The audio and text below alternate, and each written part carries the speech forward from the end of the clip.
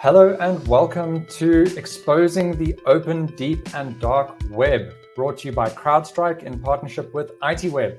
When we hear of the dark web, I don't know about you and any sort of folks who grew up in the 90s around movies and stuff like that, but when I hear about the dark web, I sort of imagine this scene from Hackers where Penn Jillette is the security manager and people are hacking and they're flying through these virtual buildings with synapses firing and things like that. And I think when we hear the dark web, it kind of brings those kind of feelings forward.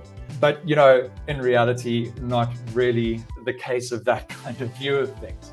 But in seriousness, when we look at the landscape of GRC, it's a really, really complicated one. That's governance, risk, and compliance.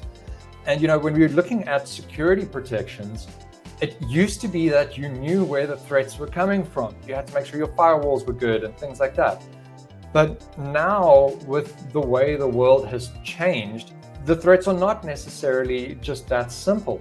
I've read in places about double extortions or perhaps even triple extortions where folks have exfiltrated information, charged a ransom, but then said, if you don't pay, we'll report you to the regulator. Have you seen anything like that? So this year, the most prolific part was about seeing this kind of double extortion. So last year, you would rarely hear about what you call double extortion. Today, it's very common. Threat actors don't need visas. The internet is open for everyone, right? So I would strongly encourage organizations, let's say of mid-size plus, to look at what's going on out there related to themselves, to their brand, etc. Because the amount of information that they may find is unbelievable, and they need to start from somewhere. You cannot just ignore the problem and then it will simply blast in your face. Typical examples of what's circulating on the dark web. Data extortion, so basically people taking your data, starting with a ransomware, then data exfiltration, then threatening to release it on the dark web. And if for any reason the negotiations fail with a threat actor, and from another angle, threat actors are not really held to very high moral standards. So even if you end up paying them a full Bitcoin, they may end up leaking your data. There's no guarantee there. It's the Wild West. Another use case is ransomware as a service. Not every ransomware attack is pretty new.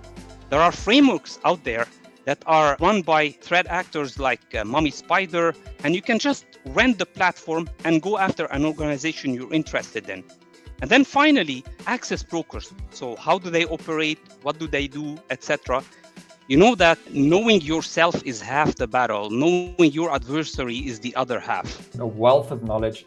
Thank you again to everyone for attending. Thank you to CrowdStrike and to ITWeb. We will see you soon, folks. Thank you very much for attending and have a fantastic day further.